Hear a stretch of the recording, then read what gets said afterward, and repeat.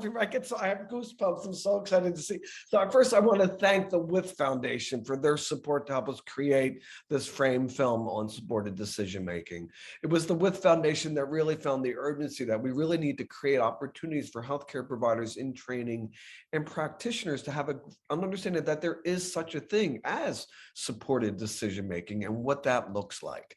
So the With Foundation, thank you so much for your support. But I'd like to thank all of our incredible actors and our superstars of this film for really using their lives and sharing their experiences and supported decision making. So I just wanted to reach out just to each one of you, starting. Let's start with you, Oscar, because I think you're kind of put this all together for us in the beginning.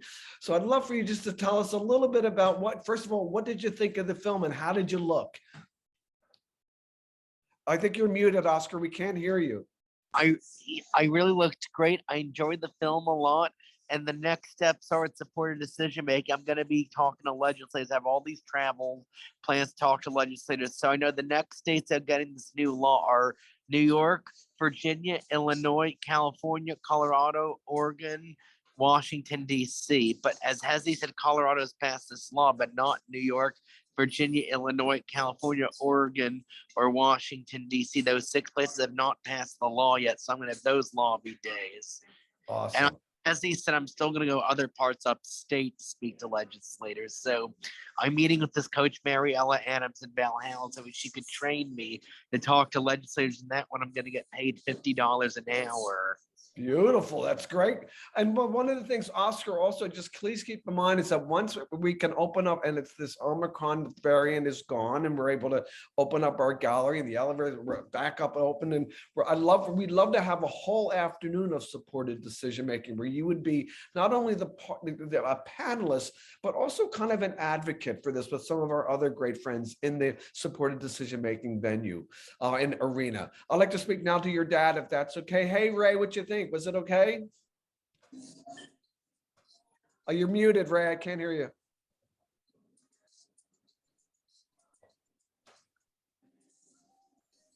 It was fabulous. You were amazing. Really enjoyed it. All right. Thanks. You seemed to hit all of the major points. And it was really great to see everybody else. Trina, hi. It was really nice to see Nelle. Christopher, it was nice to meet everybody and meet everybody in the film. Awesome, thanks, Ray. And Trina, how are you? What you think? I think it was awesome. I really liked it, and I really hope that the message get across to a lot of great medical students and medical professionals who's going to be watching it. It's really kind of creating an opportunity for healthcare providers in training to understand that supported decision making is a thing. When we actually add this to our platform, on our frame platform, on our website under programs, we will actually add links for more information. This is only a 10 to 12 minute film, so we can't talk everything about the supported decision making, but it's really important that we introduce it and then add the current links so that people can learn more, find out supported decision making in their area where they can go to. So we're going to have all those links on the website once we add this, and that'll be in the next day or so. So you'll have access to all the really important links to kind of to move further with this.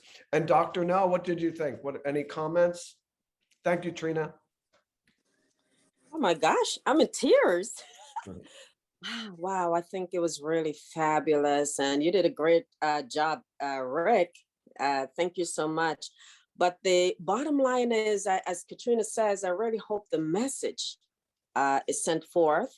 And I really hope that the parents and the persons who do need this service does come on board, because it's a really important message that is being sent across, and that voice, now that they've seen that others have done it and are doing well, I just hope that they will also join, knowing that it will also benefit them.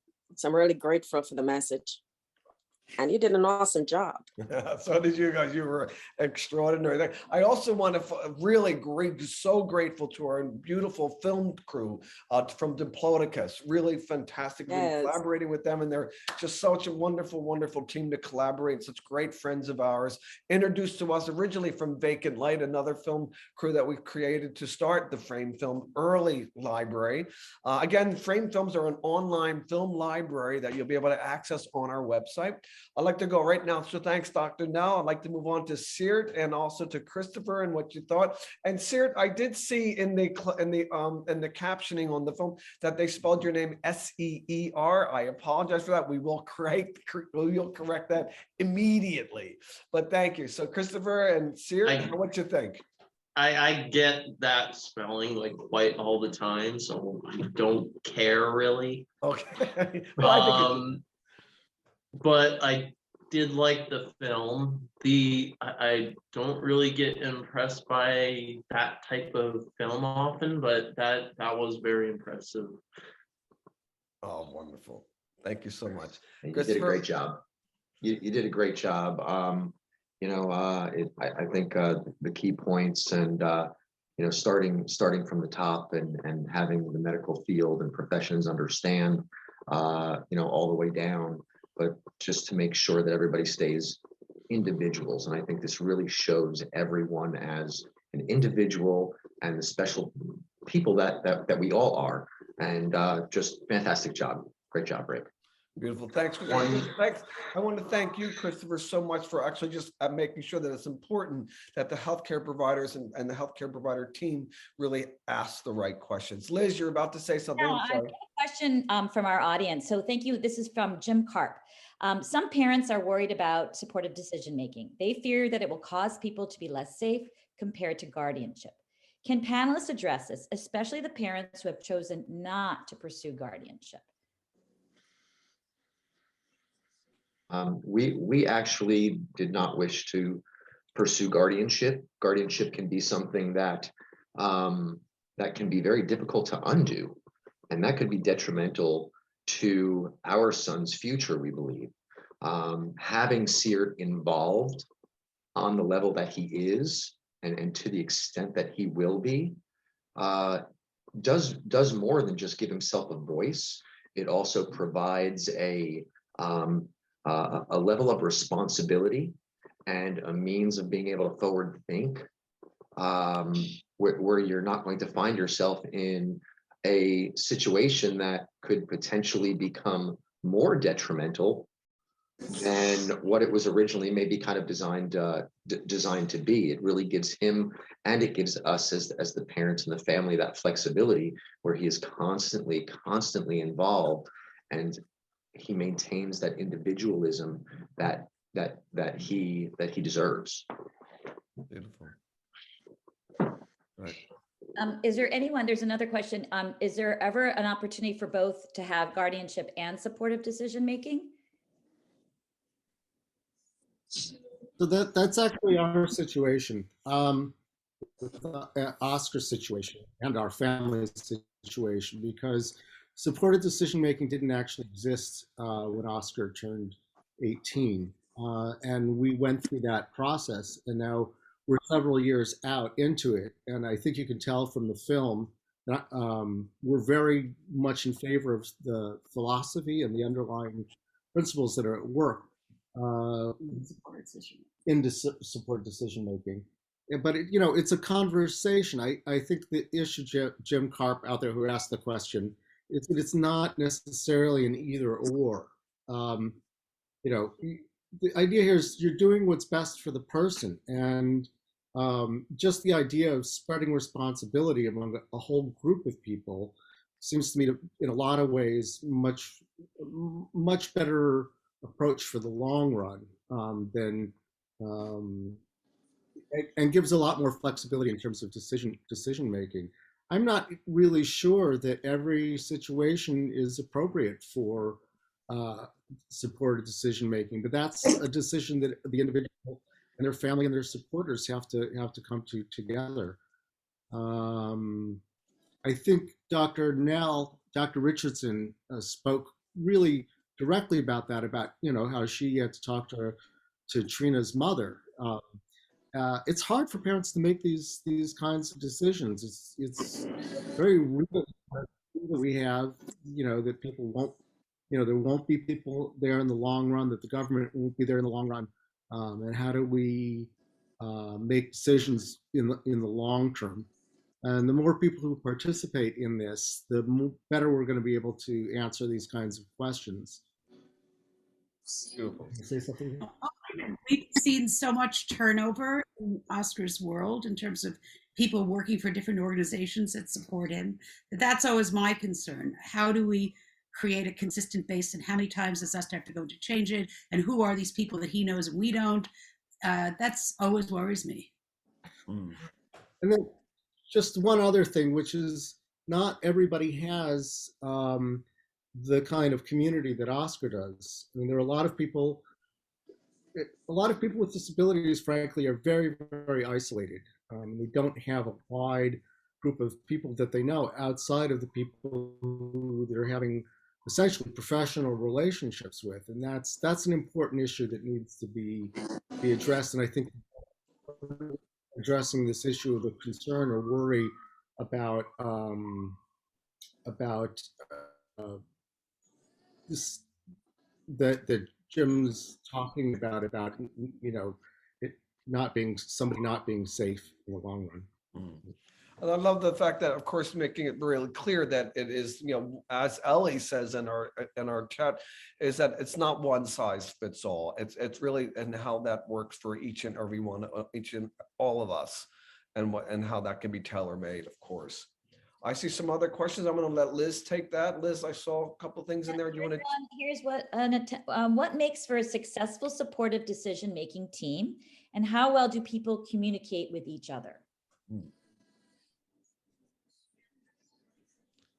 Trina, would you like to take that? What makes for a successful supported decision-making team? I think what makes for a good, successful, supported decision-making team is that everyone understands what you really want out of your supported decision-making team and what you really want out of life, and that they almost have the same vision as you, so they get to see you on the right path. Beautiful. Great. Oscar, how about you? You have such a great team around you. What makes your team so successful? And what's the communication like? Do they all speak to each other? They do. They do. Like Joan Canaccia, for example, emailed Allison and Vic to get my support decision-making video to show these legislators when I travel for all these lobby days with Hunter, since I'm going to more than one capital, and people want to know who I am, and all the offices when I meet all these lawyers with Hunter. Beautiful. Thank you, Oscar. That's extraordinary. And actually, there's one question from Joan Camacho for Trina specifically. Trina, would you be willing to speak about how you're using your supported decision-making agreement today? Sure. So one thing that I was able to accomplish using my supported decision-making is that my supporters made sure they encouraged me to finish college, and I did that, and now focusing on making all my other dreams and goals come true. Beautiful. Gorgeous. I see we had a question from Audrey. I'm going to have Liz ask that. I'm not, well, oh, sorry, I'm not seeing where Audrey is. Here, so our great friend Audrey writes, hang on one second. Could someone please clarify the legal status of supported decision-making in New York City or in New York State? When our son turned 18, that's the amazing Max, we were told that supported decision-making was not an option. So can someone kind of talk about the supported decision-making here in New York? I think,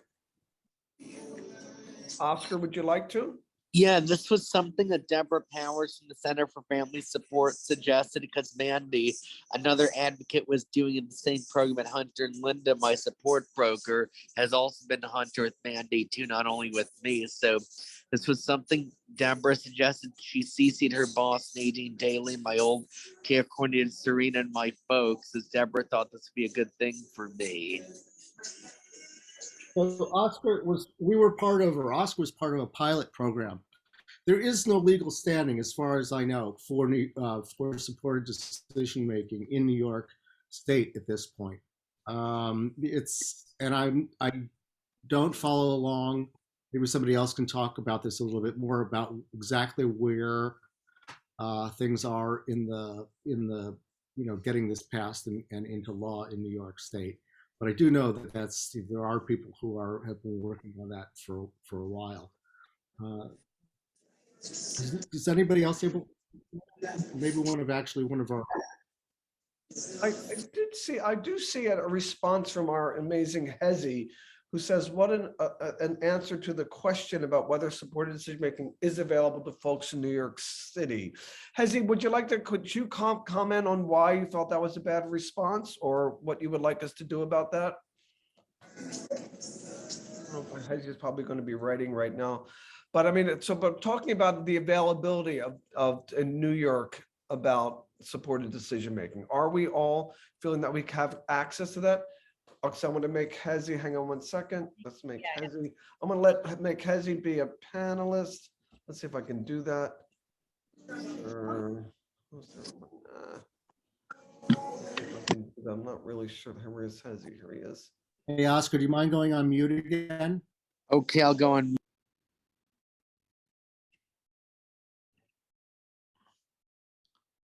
All right, host and panelist.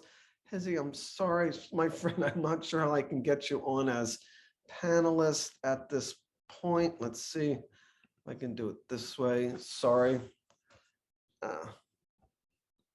Okay, so, all right. So I'm sorry, Hezi, I don't see how to make you a panelist.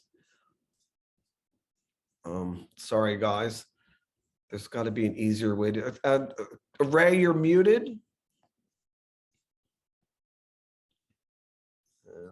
Ray, you're muted. Ray, you're muted. We can't hear you. Yes, I'm back. Oh, can you hear me? Yes. Okay. And we can hear you now. Why don't we just read Hezi's what Hezi has to say? Well, he just says, what an unfortunate answer to that question about whether supported decision-making is available. I know that. So that's all we have. So what would that, so Hezi, no worries. My colleagues, Chris and Joan, are here from supported decision-making, are also here from supported decision-making. So Hezi, I don't see how to make you a panelist. I know I'm doing something wrong. It's probably very easy to do. Host and panelist. Kristen Booth Glenn wrote that legislation passed the state Senate last session and will be reintroduced in this session. Okay. So, Hezi, yeah. Okay. So, yeah. So here we are. Here, it's unfortunate because even if supported decision-making agreements do not have formal legal recognition currently in New York State, which they don't, they are still powerful documents that can change how people support and relate to each other and solve decision-making questions together. So true, Hezi, so true. So there is value in supported decision-making and all these agreements and these contracts together, but to create an opportunity to really show the importance of this whole philosophy of supported decision-making. So yes, Hezi, I'm right there with you on that. Anybody else feel the same, or? Yeah, I mean, I think it's any tool that we can provide for our loved ones that may need assistance such as this is a positive tool. While this legislation does exist in a lot of other states, I think that New Yorkers can make it bigger and can make it better.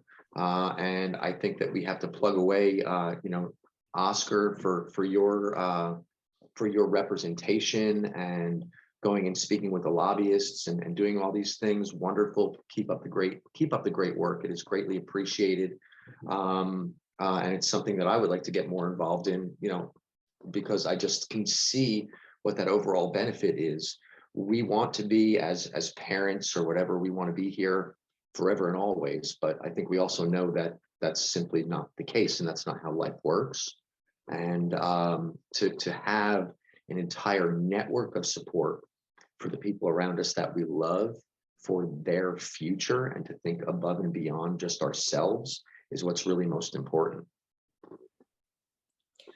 I want to also chime into that as well, because coming from the point of view of work, where I have seen over so many years, I've worked through the court system, and part of my job was really to advocate for persons with disabilities. I mean, when they would just have that person that will come in and say, oh, it's not a caregiver, right? So we need legislation to say decision making would really advance this person, give them a voice.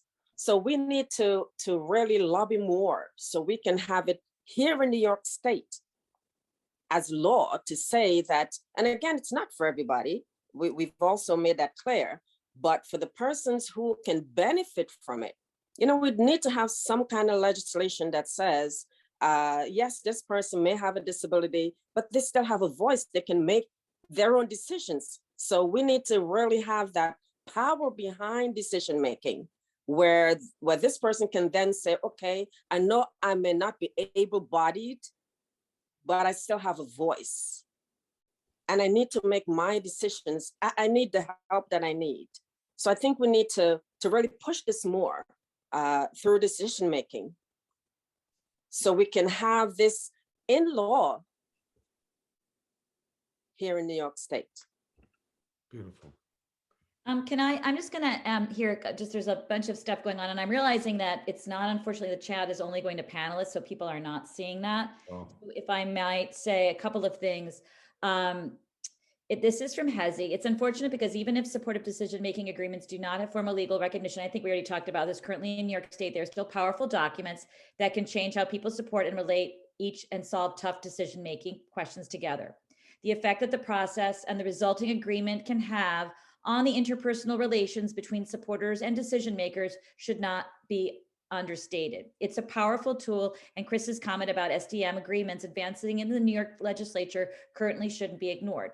And then Audra Zuckerman said, thank you, that is very helpful to hear about, can still work in conjunction with guardianship or absence of it, even if it does not yet have legally binding force. So I think it's really important. And Jim Cart, he has, perhaps you can send this link out to participants.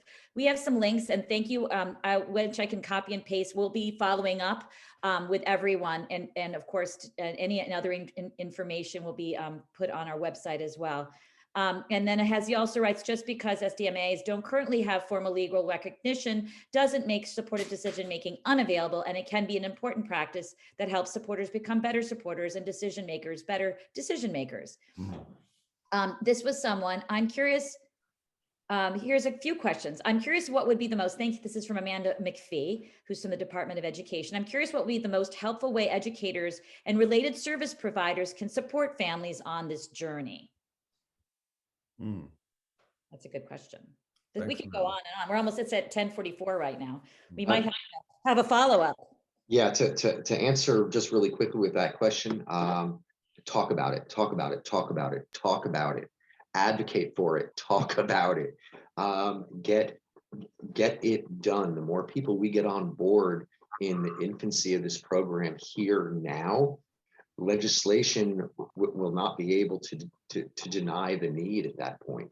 If we can get the educators on board, if we can get the psychiatric staff, my son, very fortunately, we're able to send him to a therapeutic day academy. So we have our educators and our medical staff all in one place for him, which is fantastic. And we as the parents, we have to say, here's what we're doing, here's why we're doing it, and here's why we need your help in making sure that this can be successful. So we have to talk about it, we have to engage, and we have to enable our loved ones and the people that need this to be able to have their voice. Beautiful. Thanks, Chris. So I think, guys, that's probably all the time that we have for this webinar. I'm so sorry. We could probably dedicate an entire several weekends retreat to this because there's so much information here. But I think we may continue this conversation, and we'll create another webinar and continue this conversation based around this film, but really just about all of our experiences here in New York and around the country, but really looking at ways that we can keep this dialogue going and introduce this conversation to healthcare providers and healthcare providers in training. So important. So thank you all. This is great. I want to thank the WITH Foundation again for their support. Liz will be sending out a survey to everybody that kind of to comment about, so you can add comments that you like about this film, or things about this film, or things you'd like to see a direction. And things we can add to our site. We will be adding to our website all the different key links that will give you more information that you need. This is only a 10-minute film, so it's not going to give you everything you need to know about supported decision-making and how it's evolving every single day. But we'll create opportunities to really start this conversation and let this conversation heard, not just within our own community, but in our community of healthcare providers and educators. So important. So thank you all so much for your help. Anything else, Liz? You okay? Or Let's say we will have a recording of this webinar, right? That we can Yes. send out. So for anyone that was not able to attend today, and then there's another great question from someone: how would you like to see these resources used in medical schools and other health professional training programs? So definitely great questions there. So this is just beginning. just the beginning. Thank you all so much. You're amazing. Thank you, guys. Thank you so very much. Thank you. Thanks, Jim. I saw your comment. I'll reach out. Bye, guys. Thank you. Thank you, everybody. Thank you, Rick. Thank you, guys. Thank you to all. Bye. Thank you all. Thank you. Bye. Thank you. You guys are incredible. Thank you so much for sharing all your passion and just your life experiences. Thank you. Ciao.